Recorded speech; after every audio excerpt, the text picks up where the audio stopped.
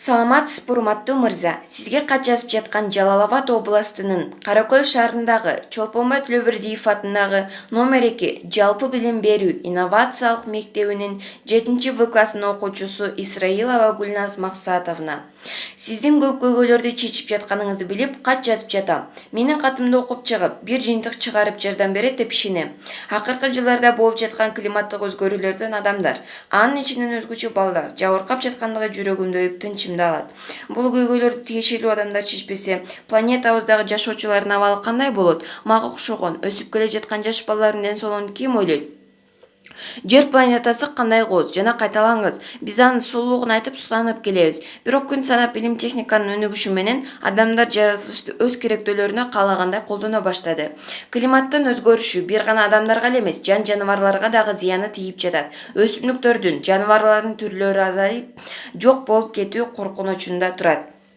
Климаттын бузулушу төмөндөгүдөй көйгөйлөрдү жаратып жатат. Абанын бузулуп жатканы, таштандылардын көбөйүшү, сел каптоо, дарыялардын ташкындашы, нөшөрлөгөн жамгыр, мөңгүлөрдүн азайышы, жер көчкү, кумдас мыңга сапырган коюндар, токойлордун азайышы, бирде күндүн катуу ысып кетиши, автоунаалардын санынын көбөйүп жатканы, жайыттардын кыскаруусу, корголой болгон мөндүрлөрдүн түшүшү. Машиналардын көбөйүшүнөн алардан чыккан уулуу газдар абаны булгайт. Адамдардын дем алуу органдарын начарлатат. Климаттын өзгөрүүсүнө каршы күрөшүүдө бак-дарактар чоң жардам берет. Алар көмүртекти соруп, абаны тазартат. Ошондо көмүртексиз жашоо болот.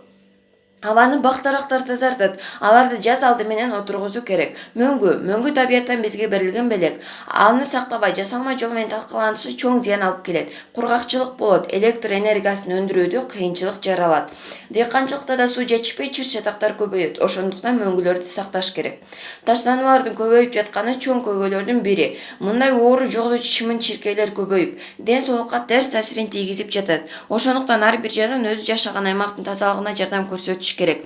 Таштандыда кагаз, пластик, айнек, темир аралашып жатат. Ушуларды өз-өзүнчө бөлүп, таштандыларды кайра иштетүүчү ишканалар курулса жакшы болмок. Токойлор көп кыйылып жатат. Аларды калыбына келтирбесе, суу ташкындары болуп, көптөгөн кыйроого алып келет. Ошондой эле жер кыртышы бузулат, топурактын жоголушуна алып келет. Баалуу дарактардын түрлөрүнөн эмеректерди жасап, пайда тапканга кызыгып жаткандар арбын. Токойлордун кыйылышына жол бербөө үчүн мыйзамдар кабыл алынып, аткарылса, климаттын өзгөрүүсүнө каршы күрөшүп алдын алмакпыз. Адам баласынын аракетине баш ийбеген жер титирөө, сел көчкү, цунами, өрт сыяктуу табияттын аламат кырсыктары өлүм-житим имараттардын кайрашына алып келет. Мындай кырсыктар алдын ала билдирилип турса, кырсыктын зыяны жеңил болор эле. Абаны булгабаш үчүн шаарды жылытууда газ менен иштеген электр станциялары курулса, уулуу газдарды тазалай турган аппараттар чыкса, аба бир топ таза болот. Машиналардын ордуна метролор курулуп, велосипеддер колдонулса, атмосфера таза болуп, биз дагы таза аба менен дем алмакпыз.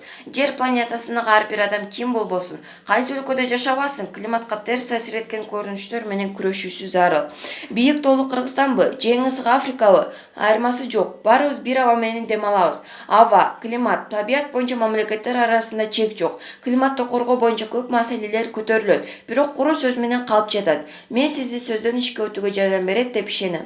Курчап турган жаратылышты көздүн карагүндөй сактап, аяр мамиле жасап, кийинки муун экологияга зыян келтирбей турган муун бололу демекчимин.